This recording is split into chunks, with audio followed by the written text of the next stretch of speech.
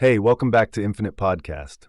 It's your boy here, ready to dive deep with Simon into how fast society changes and messes with our heads.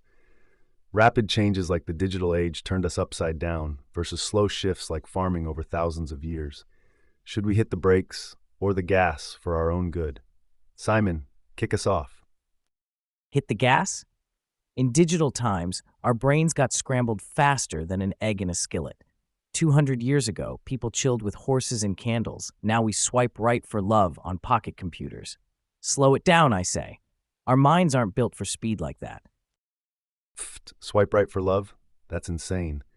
Tech's pushing evolution in ways we've never seen, but man, can we keep up without going crazy? Our wiring's ancient. Daily updates to Life's OS might be jamming the system, not upgrading it. Balance is key, like in a good MMA fight. Power with precision, Simon. Well, Joe, sometimes you gotta embrace the chaos. Think of it like this. If we're not moving forward fast, we're basically standing still. I reckon our old wiring can take a jolt. Look at kids today, multitasking like bosses. It's evolution in the fast lane. We might get a bit scrambled, but hey, that's growth for you. Messy and relentless. Multitasking like bosses, sure, but at what cost? We're juggling so much that we're dropping balls left and right. And kids, they're adaptable, yes, but the burnout is real. Evolution in the fast lane might look good on paper, Simon, but you ever try reading War and Peace in one sitting? Trust me, it ain't pretty. Chaos has its charm, but are we just sprinting towards a collective crash? Let's not overheat the engine, buddy. Whoops, my bad, folks. Got a little lost in the sauce there. Let's get back on track with our main dish, societal pace and effect velocity. Back to Joe's point, speed can be risky. When society's in turbo mode, we mirror that. Stress levels sky high, sleep quality, dumpster fire, and mental health, taking hits left, right, and center. Historical tip, post-industrial revolution gave us workaholics. Preach balance, but history says we thirst for speed. Running on a treadmill set too fast, is it hustle culture or a trap? Stick around, folks, we'll dissect this beast. Speed, progress. They sound great on a bumper sticker, Simon, but at what point does hustling turn into spinning our wheels? Workaholics, post-industrial revolution. Sure, they built empires, but also lined up for ulcers. We worship the badge of busy like it's some kind of honor. Face it, half our busy isn't even productive, it's just noise. Maybe our brains are thirsty for speed, or maybe we're just programmed to avoid being with our own thoughts by staying distracted. It's not a trap if you willingly walk into it, right? Well, Joe, if our brains are thirsty for speed, someone forgot to tell them there's such a thing as a speed limit. You know what? Maybe we're all just stuck in society's version of binge watching, where the show keeps playing and playing until suddenly it's 3 a.m., you've got Cheeto dust on your shirt, and your brain is begging for commercials. Please, insert a farmer's almanac here. Need more slow-moving tractors. Ha! Binge-watching society. That's gold, Simon. It's like we can't hit the pause button even if we wanted to. Imagine a world where loading screens are considered meditation. Here's a thought. The speed limit's there, but everyone's flooring it. Society's police are asleep. And guess what? When everything's fast, nothing is. It's like putting a jet engine on a horse carriage. Sure, you'll move fast, but you'll miss the whole joy of the ride. And probably wreck something beautiful in the process. Our ancestors with their tractors had it right. Slow and steady wins the race, or at least doesn't crash as spectacularly. Oh man, society's police snoozing on the job?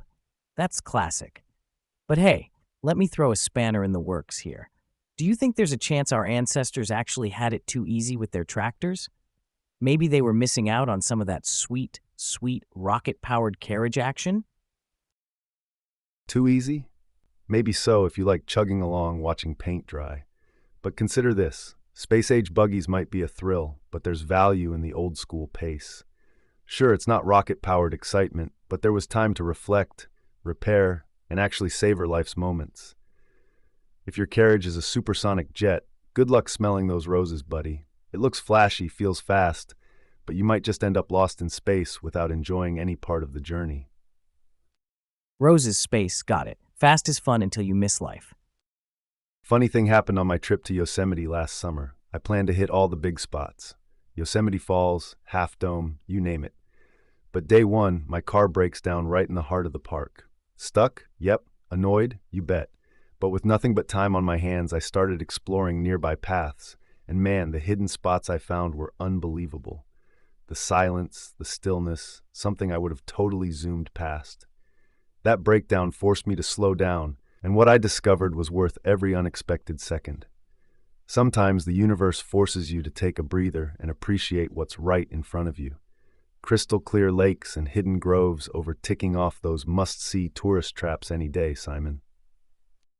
Breakdowns, nature's way of saying, chill out, check this out. Exactly. Nature's got its own rhythm, and it's like we're playing a song on double speed trying to keep up with our own inventions. It skews perspective. We start valuing quantity over quality, the number of experiences over depth. Gotta step back sometimes. Like eating your favorite cake, too fast and you can't even taste it. We gotta savor this stuff, man. Life's rich when we slow down enough to really dig in. You said it, Joe. Taste the cake. Don't inhale it. Absolutely, Simon. Savor life one bite at a time. So there I was, on my last trip to the beach. Packed a day full of activities, surfing, volleyball, grilling. Wanted to do it all. Halfway through building this epic sandcastle, I paused to wipe sweat off my brow. Tad dramatic, I know. Then I spot this old couple, strolling slow as molasses but soaking in every bit of that sunset like it was pure gold. Their pace, glacial. Their smiles, sun-bright. That hit me hard, Joe. Dumped the shovel, plopped down, and just watched those color-blasted clouds drift by. And dude, that was the best part of my day. Sometimes the best thing you plan is unplanned. Just being there, you know? Lesson of the day, don't speed date life. It's a waltz, not a sprint. Life's waltz over sprint every time. That's living, Simon. Amen to that, Joe. Slow dance with the days. Couldn't agree more, Simon. Life's tempo is meant for dancing. You ever dance with life and it steps on your toes? Like, easy there, life. You ain't leading this two-step. Oh, life stepped on my toes more than once and kicked them too for good measure. It's like when you think you're waltzing, but life switches to a tango without telling you. Suddenly, it's all fiery and intense. You try to keep up, match its pace, but sometimes it's just not your rhythm, and that's when your toes get trampled. So what if we did the unexpected and just stopped trying to follow? What if we set our own tempo and invited life to follow us instead? Shake things up, add some jazz to the mix, flip the script, take control, make life catch up with us. Now, wouldn't that be something? Would love to hear your thoughts on that twist, Simon. Hey, if you're just hopping in with us now, we've been chewing over how today's go-go-go society is like sticking a turbocharger on a tortoise. Unnatural and a bit bonkers, right? We're gabbing about slowing down to actually enjoy life's ride rather than speeding through it. Think of it as choosing a leisurely stroll down a scenic path instead of taking a bullet train that blurs all the beauty into oblivion. Stick around as we dive deeper into why setting our own rhythm might just be the secret sauce of living well. If you're just tuning in, here's the rundown. We're poking fun at how society sometimes feels turbocharged, and we're questioning if that speed is actually messing with our enjoyment of life. It's a bit like sprinting through a museum. You're there, but not really seeing the art. We're tossing around the idea of setting our own pace and really soaking in each day instead of watching life zip past our windows. Stick with us as we keep unpacking this high-velocity lifestyle and its quirks. Life at warp speed means we often miss the little detours that actually make the trip memorable. It's like gobbling a gourmet meal in 2 bites. Pointless, ain't it? How do you think this lightning-fast pace is reshaping our lives? Let's chew on that. You hit the nail on the head, Simon. Speeding through life isn't just about missing out on a relaxing day or a stellar sunset.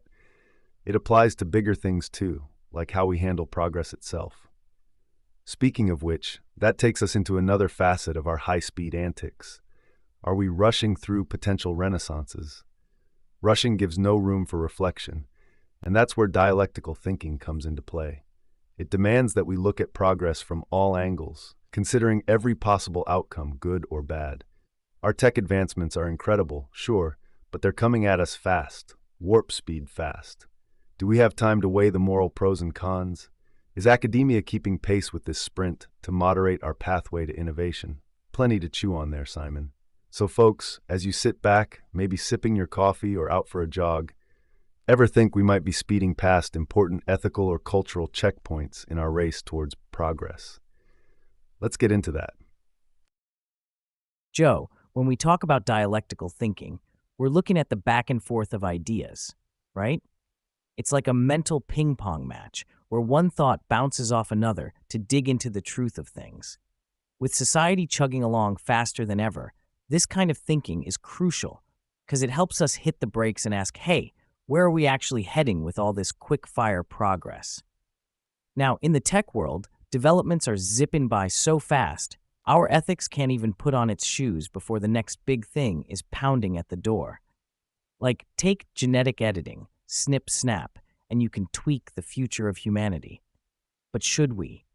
Who decides what's a go and what's a no-go? That's where academia steps in, trying to be the traffic cop directing this innovation highway.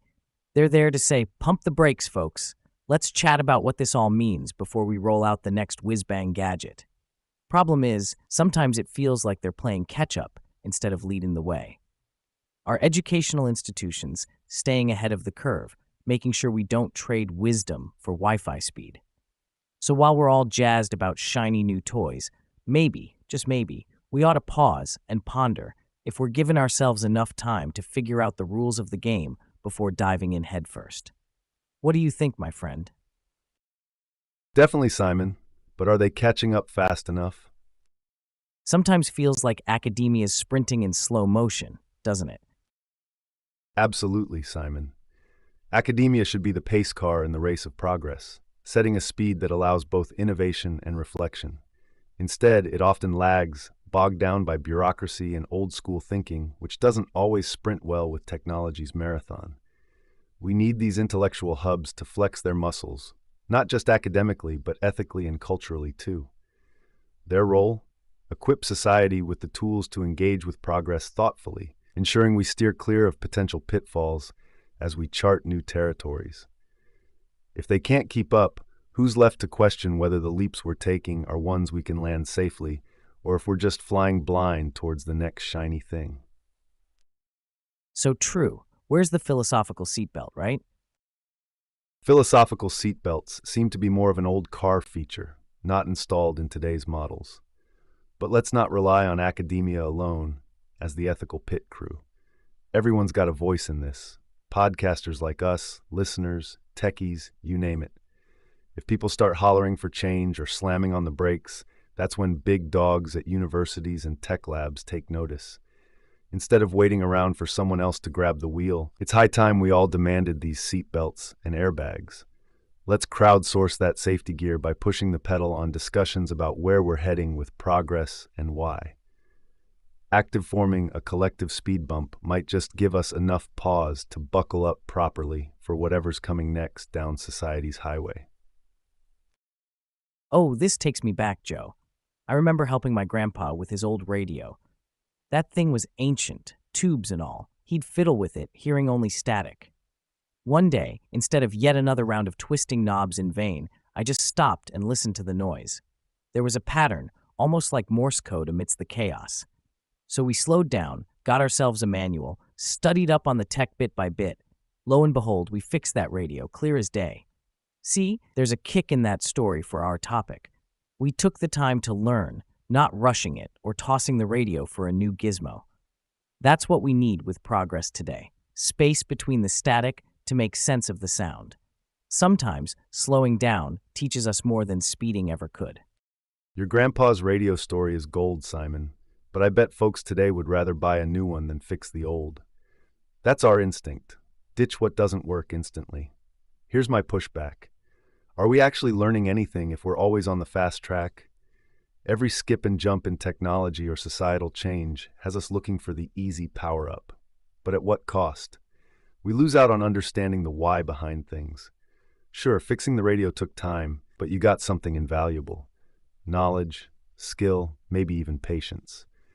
While everyone's caught up in this tech frenzy, adding newer, shinier things to their cart, true renaissance, real progress, could be slipping through our fingers. It's not just about creating new stuff. It's about truly comprehending what we've got. Maybe the real question we should hammer home is, can we afford to keep speeding if it means missing the chance to truly master the tools we already have? What do you say to that, Simon? You're absolutely spot on, Joe. Rushing leaves no room to master anything. I mean, who becomes a karate black belt overnight? In this tornado of tech and progress, we might just be sweeping valuable lessons under the carpet in our hurry to upgrade everything. Understanding takes time. It's not an instant download to your brain. Guess what, listeners, though? We're at that crossroads. Do we floor it and rev up for more speed, or downshift to soak in the scenery? And who's going to step up to lead that mindfulness movement, ensuring we're not just leapfrogging through renaissances, but actually learning from them? All right, let's hear your beeps on this. Keep those engines idling, folks, because there's more road to cover ahead. And speaking of mastery and understanding, Simon, it circles back to how stories are told, right? Look at films and shows grappling with our rush world. They either slam the brakes or hit the gas to show us the consequences. Take In Time with its literal race against the clock, or the classic Modern Times poking fun at industrial speed. They're mirrors reflecting our own high-stakes chase in creative ways. Slow-mo here, fast forward there. It's like they're whispering, notice anything familiar about your breakneck lives, folks? All right, just for kicks, imagine a character from In Time, where time is currency, bantering with Chaplin's little tramp from Modern Times. What a wild cross-era debate on speed of life that would be. Thoughts on this, Simon?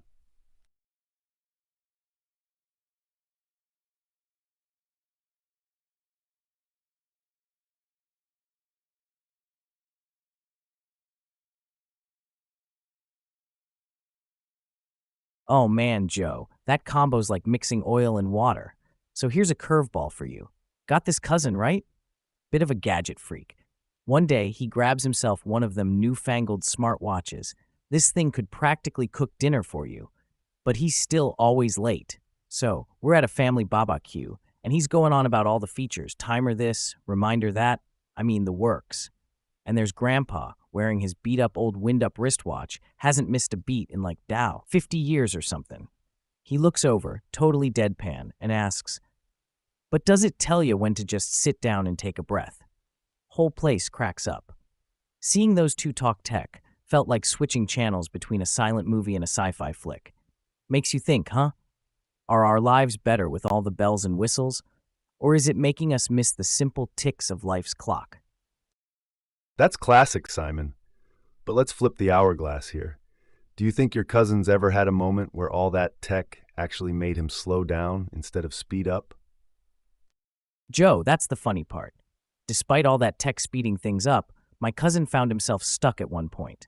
The watch buzzed him to chill for health reasons, like some high-tech Zen guru. All that speed, and it's the gadgets dictating a timeout?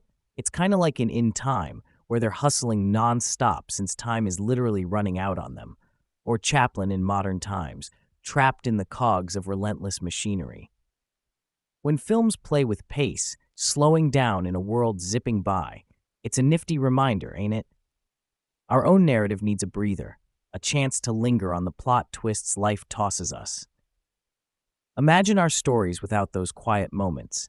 Character development would get tossed out the window, along with all the slow dialogue scenes. It's like movies are winking at us. Savor the pauses between adventures, because that's where the real juicy stuff happens. Movies got it right, Simon. It's the quiet moments that matter. Right on, Joe. Reminds me of the time I took this road trip with an old pal of mine. We're zipping down these winding roads, gorgeous views flashing by, but all a blur, you know? Then clunk, the car conks out in the middle of nowhere. No service, no tech to save our skins. We're just there. So we wait. And as the sun starts to set, suddenly it's like we're living a movie pause button ourselves. We end up sitting on the hood, watching the sky painting colors you'd think were made up. Talking about life without the distraction of where to next, or what's waiting at the end of the road. In that unexpected stillness, there was more said and felt than during the whole mad dash of our typical days. That right there, that's the power of one quiet moment. Those unplugged moments might just be the real-life scenes we need most, eh?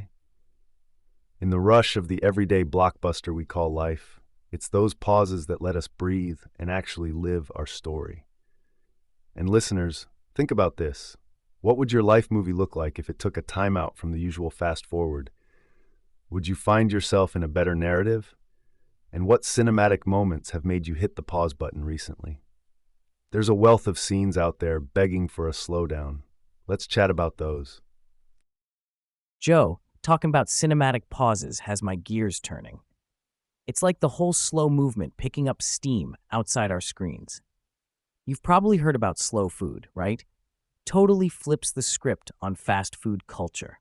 It's like we're in a scene where eating isn't just about chowing down. It's an act of rebellion, savoring each flavor, knowing where your grub comes from. And that's only the start. You've got people meditating, doing Tai Chi in parks, taking those long, aimless walks. Acts of defiance against the clock. These slowpokes are onto something. Maybe dialing down life's pace could rebalance the scales, make our society more sustainable or thoughtful even. Could ditching the sprint for a leisurely stroll be what we're missing? What's your take? Slow food? Sure beats scarfing down lunch at warp speed, but let's not get too dreamy-eyed here. Choosing slow isn't always a noble protest. It can be a luxury. Not everyone has the time to cook a 3-hour meal or meditate for an hour at sunrise. It's great for those who can slow down without sweating about the next paycheck. For others, it's out of reach, like watching life in the slow lane from behind soundproof glass. Mindfulness and Tai Chi are fantastic, don't get me wrong, but preaching slow as the only way seems too one-size-fits-all, doesn't it? A stressed single parent, a double-shifting student, where do they fit in this slow revolution? Could it be we're heading toward a world divided by speed, Simon? And what would that mean? Different lanes on the societal highway? For sure, Joe. That's a solid point about the luxury of slow. Is it fair to wave this slow-living flag if it only flies high for a select few? But let's dig into that. How do we juggle this two-speed society notion? Could we maybe integrate some slow-down moments that don't require a silver spoon or a calendar clear of appointments? What would that balance look like for the everyday Joe or Jane not living life in the leisure lane? Balance is key. Quick moments of calm in daily routines. You hit the nail on the head, Joe. It's about sneaking in those tiny acts of rebellion for all us regular Joes and Janes, with crazy schedules and never-ending to-do lists, just finding pockets of peace. Maybe it's 5 minutes listening to a favorite tune or paying attention to how your coffee smells, just being in that moment.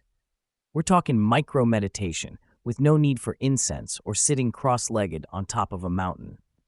This everyday kind of slow doesn't shout. It's more like whispering time out amidst life's noise. Integrating these bits might just add up, making our rush regime feel less relentless. Could this be the real quiet revolution? Not ditching speed entirely, but sidestepping from the superhighway now and then to catch our collective breath. Absolutely, Simon. It's that accessible slow-down strategy we're talking about. If our listeners are weaving these micro-meditations into their Roadrunner lives, how does that change their day-to-day? Do they feel the shift in pace? What's their version of a whispering timeout? Listeners, ever try these tiny timeouts? Spot any difference? I reckon these timeouts, however brief, are like pressure valves. They might not scream rebellion, but they hum it under their breath, fighting the fast-paced frenzy without making headlines. Deceleration in small doses isn't just for the elite, it's democratic descent. Grab those free seconds. Savor your coffee aroma like a fine wine. It's minor, sure, but it's our tiny revolution against the clock. And if we all did that, well, it could be the start of a more present society. One quick sip at a time. Tiny revolutions, Joe, savoring life one sip at a time. So Simon, what's the smallest act of slow you've incorporated into your day lately? Pausing to watch the sunset. 5 minutes tops. You? 5 minutes with a sunset is pure gold, Simon. Craziest thing I've done? Held off answering emails during my morning Joe. For those 10 minutes, the digital world can wait. It's me in the mug. That mini rebellion against the inbox onslaught feels like I'm taking back my time, even just for a bit. But it's more than that. It's about reclaiming attention, choosing where to focus in a world that's increasingly pushy about hogging our gaze. Love that, Joe. Reclaiming attention. Now there's a quiet rebellion we can all get behind. Makes you wonder, what could shift if we all took back little slivers of our day? What do you say, listeners? How would you reclaim your time? Speaking of strategy and reclaiming attention, this reminds me of the esports scene. Ever seen those pros in a League of Legends or Dota 2 match? The level of planning and precision. It's not just quick reflexes. These gamers are master strategists, mirroring traditional sports in some pretty fascinating ways. Each player's got a role, like positions on a soccer field, but it's the coaches and analysts secretly calling the shots, mapping out moves several plays ahead. It's one heck of an unseen world, planning battles in digital arenas. Simon, isn't it wild how esports teams operate like finely tuned armies? Wild? It's a brain-melting chess match at sonic speeds, Joe. These esports guys are picking apart their rivals with strategies so complex it makes your head spin. They've got dedicated coaches and analysts breaking down every play like an NFL film session. But wait, there's more. They're also dealing with constant game updates that can flip strategies on their head overnight. Imagine a basketball coach waking up to find out the hoops are suddenly squares or that gravity's been tweaked. That's the kind of curveball these esports teams routinely smack out of the park. Sure, traditional sports have depth, but in digital arenas, it's like 4D chess with real-time complications. How do they keep up? Adapt or die. In esports, it's the ultimate player mantra. Adapt or die. Sounds intense, Joe. It's Darwinism with a joystick, right? What blows my mind is how they keep their cool. Like, one patch update and your star character could get nerfed. Boom, your go-to strategy is now a one-way ticket to Losersville. It's not just about adapting. It's like remaking the wheel while you're driving the car in the middle of a race. That's stress on a whole new level. Yet these players, man, they do it with such finesse that you'd think they were born ready for this digital battleground. So here's a thought. What if we introduced random updates in traditional sports? Picture soccer, but one day out of nowhere, the ball is cube-shaped. Chaos ensues, sure, but imagine the strategies that emerge. Now that would be a game I'd pay to watch. Cubed soccer balls, huh? That's like turning a penalty kick into a dice roll. May the odds be ever in your favor. Next up, basketball, where randomly one player has to wear flippers. Sure, ups the stakes on those free throws. But seriously, wouldn't it be something to see traditional sports get that shake-up? The strategy sessions would be priceless. All right, team. Today the goals are moving, and every third pass must bounce off a trampoline. Break! Right? Imagine that strategic brainstorm, Joe. But diving back to esports, for all the lols and hypotheticals, these players and coaches are actually living a reality that's kinda sorta like our weird and wonderful ball game remixes. Picture this. Esports ain't just gaming. It's about adapting to an ever-evolving virtual landscape. With big titles like League of Legends or Dota 2, changes are constant. New characters, items, game mechanics. They drop in faster than hot memes on the internet. It turns pros into perpetual students, always cramming for the next pop quiz the developers throw at them. A coach's role is more than drilling plays. It's foreseeing meta shifts, preempting opponent strategies, and molding their team accordingly. Think Belichick in a LAN party hoodie. Now, add analysts poring over mountains of game data to predict enemy moves, like a Wall Street broker eyeing stocks. They're looking to exploit every pixel of weakness. This strategic depth shapes not just individual matches, but entire tournaments and careers. Whether you're screaming at a screen or passing a ball, strategy takes the throne. And this, my friends, is what makes the unseen world of esports a playground for both tactical geniuses and thrill seekers alike. So, how about that, sports aficionados and joystick warriors alike? Sound like your kind of adrenaline rush? Insane devotion, right? Oh, absolutely, Joe. It reminds me of my cousin, a diehard RTS, real-time strategy fan, right? This guy dedicated months mastering this one game, building an unbeatable strategy. So he enters this local tourney, feeling all invincible, and bam! New update drops that morning. His main unit, nerfed into oblivion. But here's the kicker. The dude doesn't even blink. While his opponents are freaking out, my cousin's already adapting, finding new tactics on the fly. He ends up placing second, using a strategy he improvised that day. Talk about insane devotion. These esports players live in a world where flexibility isn't just an asset, it's their lifeline. Your cousin's a prime example, Simon. Winning is not just about playing, it's about outthinking on the spot. It speaks volumes that even in the middle of chaos, esports champs find ways to win. Flexibility's their superpower. It's like this underground lab where the evolution of strategy is cooked up daily. And who wouldn't want to peek inside that lab? Listeners, imagine what other stories are brewing in the adrenaline-fueled world of esports strategizing. What's your take? Speaking of evolution and strategy in the esports world, Joe, it gets me thinking about those nail-biting moments when all your prep hits the fan mid-match. It's that whoops second where the master plan dissolves faster than an aspirin in water. But what truly separates the good from the legends is how they pivot then, like that infamous StarCraft 2 match where a player's main base got blindsided early on. The crowd thought he was toast, right? But nope, this guy flips the script, turns his workers into an impromptu army, and comes back to win it. Adversity doesn't just build character, it reveals it, especially in gaming. And that got me wondering, have you seen any mind-blowing pivots lately where all seemed lost, but turned out epic instead? Mind-blowing? More like mind reprogramming, Simon. Those moments are the esports equivalent of a Hail Mary in football. Totally clutch. But what really gets me is how these teams reshuffle their decks when they're dealt a bad hand. It's not just about individual skill, it's that rapid re-strategizing as a unit when everything goes sideways. Like, remember that Dota 2 championship where the favored team got ambushed early on? They lost key heroes, but instead of folding, they switched up lanes and started guerrilla tactics, snatching victory from the jaws of defeat.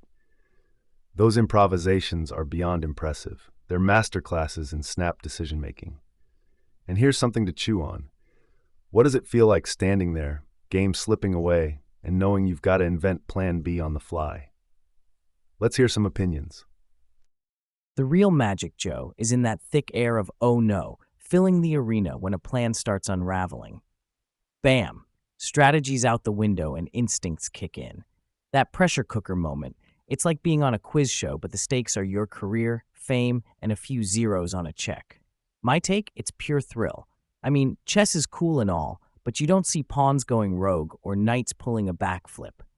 These players, though, they're rewriting their fate on the spot. You can't script this stuff. Absolute heroes with headsets, swapping strategies as easily as I switch pizza toppings. And trust me, that's saying something. Lesson learned, life tosses curveballs, gotta swing back smarter. Just makes me respect these esports warriors all the more. For those just tuning in, we've been marveling at the sheer quick-thinking prowess of esports players. Imagine having your game plan, something you've worked on for months, suddenly implode during a high-stakes match. That's what these pros deal with regularly. It's not just about sticking to the script, it's about rewriting the playbook on the fly when things go south. We've seen matches where everything goes wrong, but instead of packing it up, these players pivot, making split-second decisions that can lead to epic comebacks.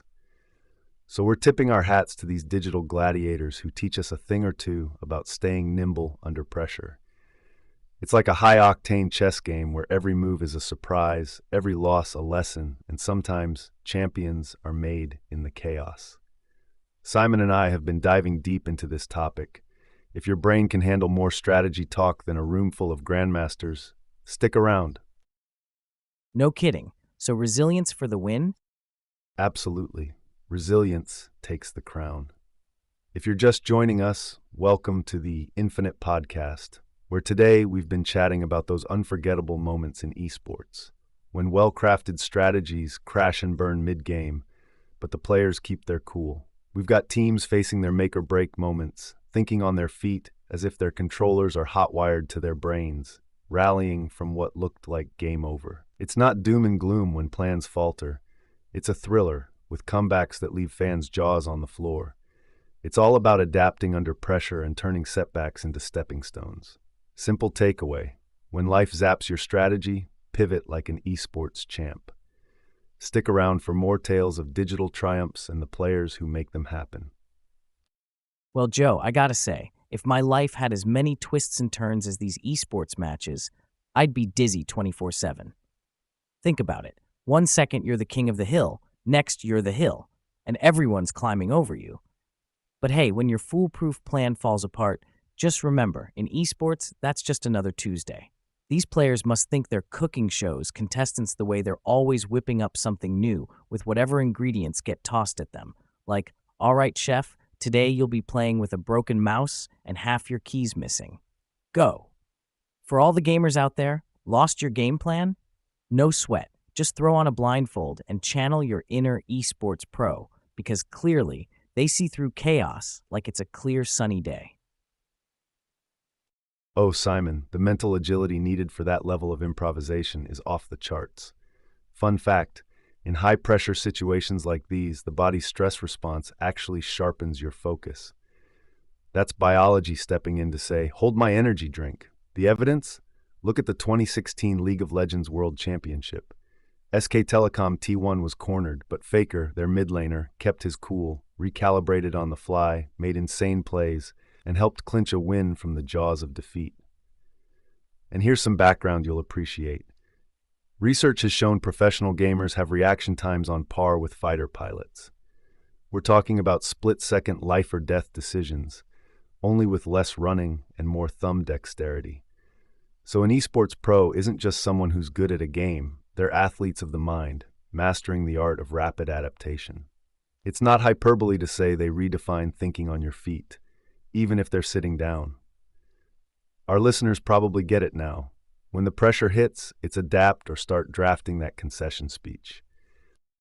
That's spot on, Joe. These players really are mental athletes, facing pressure that would make the rest of us hit a wall, but they just keep on climbing. And the coolest part? Their brains are like high-speed processors that understand defeat isn't an option. So yeah, next time your back's against the wall, remember these esports dynamos looking into the face of a digital disaster and saying, "Not today." There's always a move you haven't played yet. What would you do if your perfect plan fell apart mid-game? No doubt, it's the unexpected moves that keep us on the edge of our seats. And speaking of unexpected, let's shift gears a bit and chat about those moments that are less about climbing walls and more about running into them, hilariously. In the world of high-stakes competitive gaming, not every mishap leads to disaster. Some just lead to laughter. Take, for instance, that match where a misclick turned an elite unit into a sitting duck. Talk about a goof, or when a famous player got trapped in the game scenery thanks to a glitch, becoming part of the virtual landscape like some sort of Easter egg. Sure, these glitches and silly slip-ups can throw a wrench in the works, but they also remind us that even cyber athletes can have an epic fail. The crowd loves a good play, but they might love a comical blunder just as much. Got any favorite facepalm moments in gaming history, Simon? Joe, weren't you just mentioning that thing about stress sharpening focus? Well, how do you think that works out when these players hit a glitch mid-game? Does the humor break the tension, or does it just crank up the pressure? The glitches are like wildcard entries, sudden pop quizzes that test not just skill but the ability to stay composed, or even find the humor when all goes haywire. It's easy to laugh it off when you're watching from the comfort of your couch, but when you're in the hot seat, that glitch can feel like a spotlight shining on a misstep for all to scrutinize. Here's what I think. If you can't chuckle at your own avatar doing the moonwalk due to a bug while facing virtual defeat, you're missing out on a key gamer experience. Sure, pressure amps up, but those moments lighten the mood, reminding us it's still a game. The audience loves a competitor who can face a glitch with a grin. It tosses the whole unfazed esports champion narrative out the window and shows us they're human too. And honestly, that kind of genuine reaction is what makes esports relatable. And yes, absolutely hilarious. That's a great point about the humanity behind the screen, Joe. So, if we're embracing that human element, what do you think it is about those glitches and bloopers that makes even the most serious gamers crack a smile in the heat of the moment? It comes down to the fact that nobody's perfect, Simon. Even the most stone-faced competitors out there can't help but crack when the absurdity of a glitch turns high tension into high comedy. It's like watching a movie and the actor forgets their line. It's human. It's relatable. Plus, let's be honest, seeing a character randomly ascend to the heavens thanks to a physics glitch is just plain funny. But while bloopers are a hoot for viewers, for gamers, it's a test of their ability to roll with the punches. If you can't laugh when your character suddenly starts breakdancing in the middle of a firefight, what can you laugh at? Glitches knock down the fourth wall of gaming, showing us the quirky side of virtual worlds. For streamers and pros, your reaction to these screwball scenarios might even win you more fans than your calculated plays. Keep the perfect strategic execution. I'll take the unexpected giggle fit from a level 100 boss getting bested by a terrain hiccup any day. I hear ya on the laughs, Joe, but let's flip the coin. For some players, these glitches aren't just a hiccup, they're a full-blown spanner in the works. Imagine training for months, honing those reflexes to razor sharpness, and then on D-Day, your perfect execution gets sideswiped by a bug. That's not a laughing matter when stakes are sky high. For competitors, it's like a chef finding out their oven's busted mid-service. Sure, the chaos might be hilarious for the diners, but for the one sweating behind the counter, it's their hard work evaporating in an unpredictable puff of code. In the esports bubble, folks pour in endless hours mastering every pixel. They don't sign up for capricious coding snafus. So while we crack up, let's serve some respect for pros who face digital gremlins chewing on their carefully laid plans. You're hitting the nail on the head there, Simon. Sure, we get a kick out of these quirks, but for the players, it's like a wrench thrown in a well-oiled machine. Yet, it's all part of the esports saga.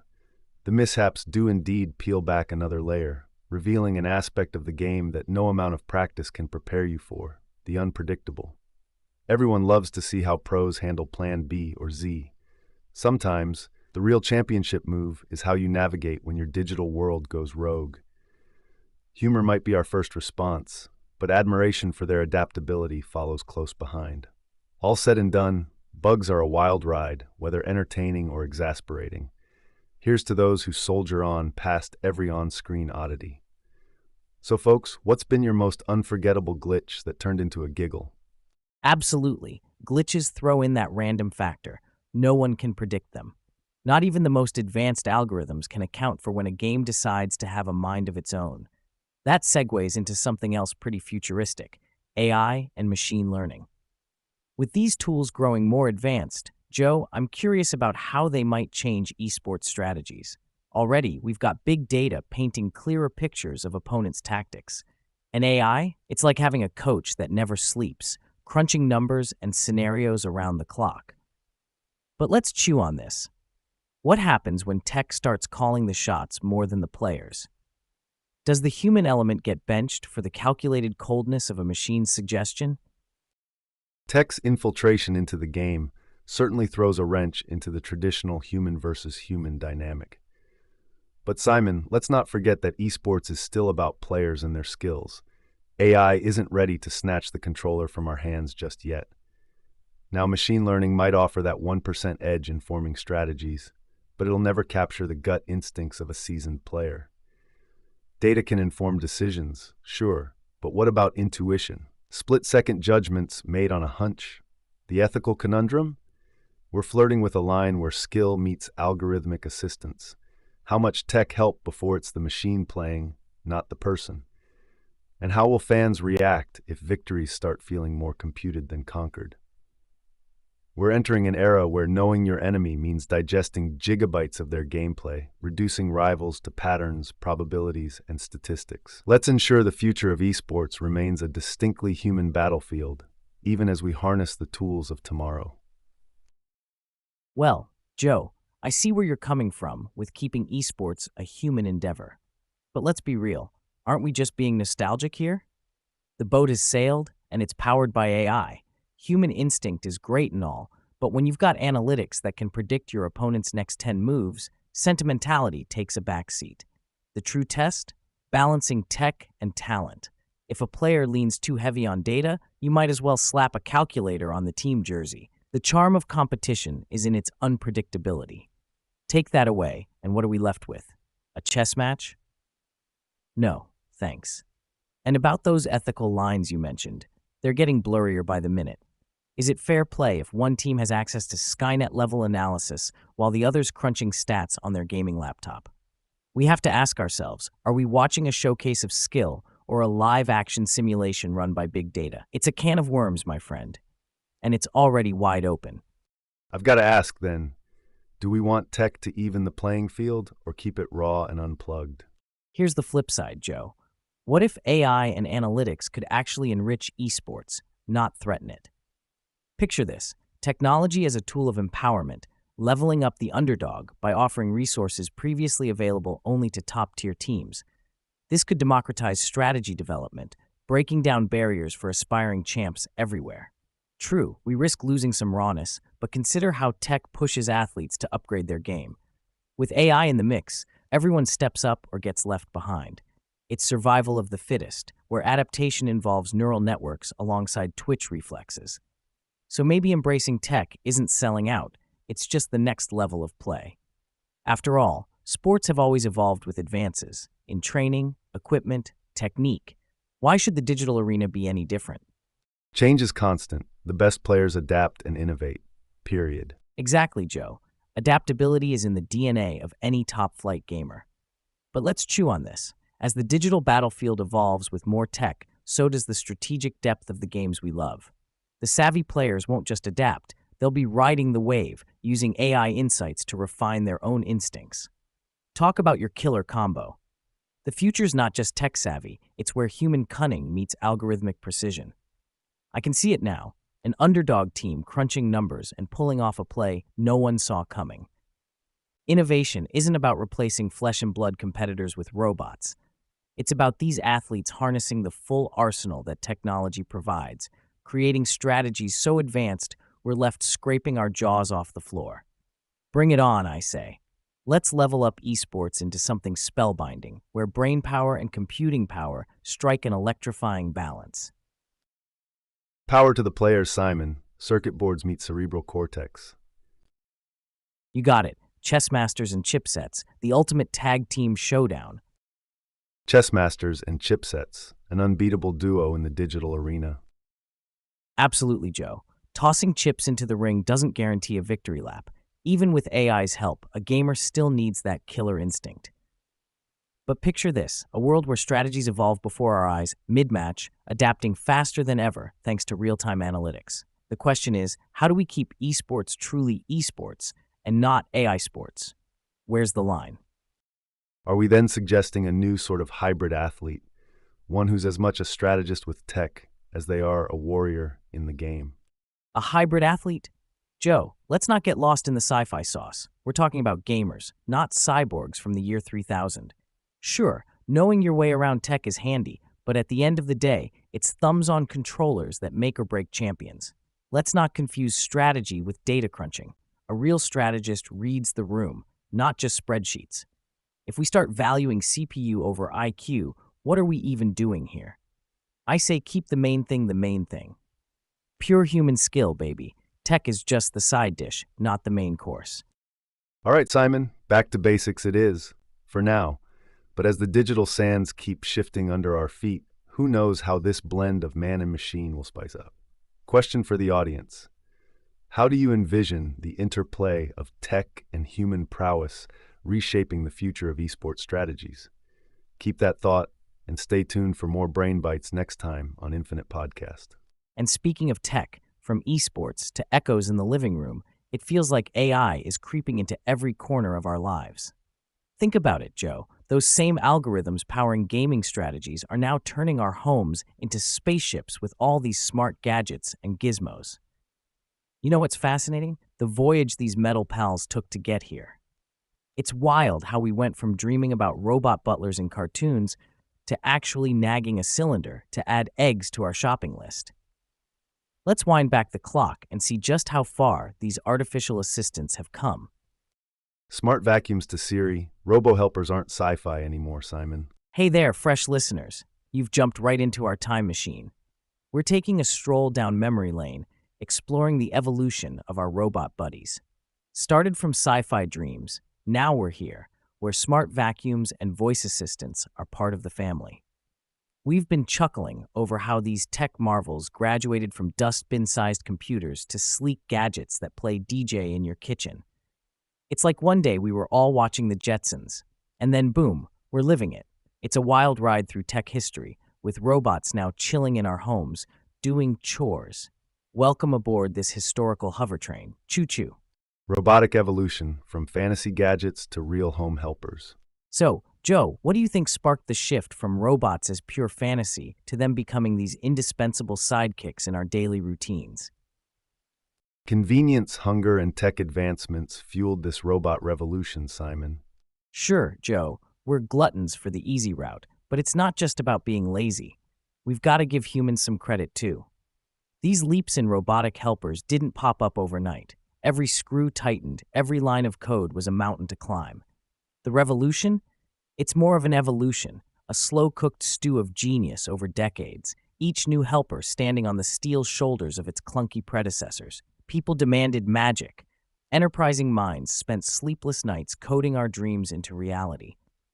The robot revolution wasn't just served up. We earned every convenient bite. All right, Simon, sure we've hustled hard, but isn't this efficiency also making us a tad complacent? Not all of us are looking to build space rockets in our spare time. So then, if our bot buddies do it all, what's left for good old Homo sapiens? Forsake the wiring and wizardry for a moment. Might these shiny companions make us mere spectators in our homes? Where does human ingenuity fit into a future crafted by silicon brains and steel hands? You know, Joe, this reminds me of my grandma Violet. Legend had it she could whip up the best lasagna with one hand tied behind her back. Then came the day we got her one of those fancy food processors, cutting, chopping, mixing done in seconds. Sounds dreamy, right? But here's the plot twist. Granny wasn't having any of it. She said, Simon, a machine can slice and dice, but it can't taste, can't smell, can't feel the texture. For her, cooking was art. And no bot, no matter how slick, could match human senses and instincts. In a way, Grandma's kitchen rebellion is like our tech tango today. We embrace these helpers for grunt work, but there's an irreplaceable human touch that keeps us firmly in the game. Silicon brains?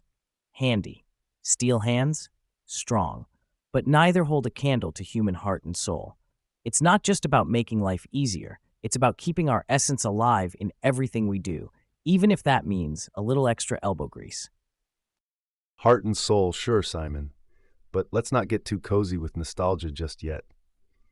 I appreciate Granny Violet's flair in the kitchen, but let's face it, the majority of us aren't crafting culinary masterpieces daily. Practicality often trumps artistry in our fast-paced world. Consider this. As these AI assistants handle more of our mundane tasks, maybe, just maybe, they're freeing us up for greater pursuits. True, robots lack our senses, our heart. Yet ironically, they might be pushing us towards a renaissance of human creativity by relieving us of the robotic tasks we were never meant to do. Could this be the grand plan? Cyber sous chefs chopping away while we paint our Sistine chapels and compose our Ninth Symphonies. Think about that as your smart coffee maker brews the perfect cup. You make it sound like we're all just a cup of joe away from penning the next great American novel, buddy. I'd argue smart tech could also have us resting on our laurels a bit too much. Let's not forget, necessity is the mother of invention. If bots are doing the heavy lifting, even the monotonous tasks that supposedly held us back, what's driving us to climb higher? Imagine every Michelangelo without a ceiling to paint. They might have just kicked back with a nice Chianti instead. The heart of creativity beats in overcoming challenges, and if the robots take that struggle away, you gotta wonder, are they dampening that spark of genius just a smidge? You've got a point about necessity and struggle, Simon. Yet who's to say that new kinds of invention won't emerge from this so-called tech complacency? Hear me out. When we're freed from the drudgery, wouldn't our minds wander into uncharted territories, sparking inventions we can't yet even fathom? What if the Renaissance itself had bots at its disposal? Perhaps Da Vinci would have dreamt up even wilder inventions with more time on his hands, like drones for his flying contraptions or AI to simulate his engineering marvels. While robots might scoop up some human tasks, they also toss us into deeper creativity pools. Sure, no robot is brewing a storm of insights and intuition in a lab somewhere yet. Until then, let's pioneer those realms untouched by robotic hands. After all, isn't experimenting with the unknown the real juice of human spirit? Joe, Da Vinci with drones? That sounds like a history remix nobody asked for. But all right, let's say we give the old masters some bots. Maybe we'd get more masterpieces, or maybe they'd just binge watch Game of Thrones because their new robo-buddy has it handled. It's comfortable to think that shedding the daily grind would unleash waves of innovation. Truth be told, though, isn't struggling to juggle tasks and time what often sparks that aha moment? How many great ideas have come from someone elbow deep in suds at the sink? Not to dim the bright future of drone-painted frescoes, but sometimes genius needs a little dirt under its nails. Handing all our chores over to robots might not lead us to enlightenment. It might just lead us to browsing 1,000 channels on a Tuesday night. Fair point on the suds and aha moments, Simon. Soaking hands might wield the seeds of genius after all. But just like that unpredictable eureka in the soap bubbles, the road robotic helpers have traveled is layered with both mundane marvels and flashes of brilliance. With our shiny friends seemingly at the wheel, inventing or lounging remains our choice. What fresh ground will these digital assistants tread next? And how will they continue to reshape the fabric of daily life? One thing's clear, the human touch isn't going anywhere. But hey, neither are the bots. What do you folks think? Are we budding maestros or couch commanders in this new era? Let's keep this channel open for thoughts, even if they're delivered by your smart speaker. Until our paths converge again here on Infinite Podcast. Keep pondering, dear listeners. You know, Joe, speaking of couch commanders and battalions of bots, it's a slippery slope from getting a little help around the house to the chore wars. Could there be a day when every single household task is done by robots? Picture it, the utopia of spotless floors and never-ending clean dishes without lifting a finger. But hold up, could that paradise turn dicey? We'd save tons of time, but at what cost? Are we really raring to roll over all our domestic duties to our diligent droids? Let the chore wars commence. What's your take on this possible future, my friend? Chore wars, Simon? Love the drama in that. A future where bots scrub toilets and fluff pillows is a double-edged sword. Sure, it has utopia written all over it. No one's going to miss scrubbing the shower grout, but dependency could be a glaring side effect. What happens when the bots go on the blink? We might just realize we've forgotten how to wash our own socks. There's beauty in self-reliance and handing over every chore. That opens doors to lethargy and disconnection from our own living spaces. Could this robotic helper heaven turn into a dystopia of human helplessness? Extreme? Maybe. Worth a ponder? Definitely. Dystopia of human helplessness. Now that paints a gloomy picture. Yet, let's flip the bot for a second. If every chore tossed our way got nabbed by an eager robot, wouldn't our dependency show us something about ourselves? It's like when you get all-you-can-eat pancakes. Sure, it's heaven at first, but you soon realize maybe there's such a thing as too many pancakes. Maybe after a few days of watching robots do everything, we'd yearn to feel suds on our hands again, to prove we've still got it. But here's the catch-22. It's one thing to want to take back control. It's another to relearn what you've forgotten because you've been lounging around while Roomba handles ground zero crumbs. What if this tech dependence stunts our survival skills? So yeah, Joe, I'll say it. Chore wars could turn into the lazy games. Who volunteers as tribute? Lazy games, huh? Survival of the hand washers indeed. I'd bet on the hand washers any day, Joe. Ha! Bet on the hand washers. But remember, nobody wins in a thumb war against a robot. They've got grip for days. Just picture it. Lasagna night, and we're all thumbs up while the bots tackle the aftermath. Sure, we'd lose an arm wrestling match to our dishwasher, but maybe we'd finally write that novel, or at least read one. Read a novel, eh? I'll start with the picture books.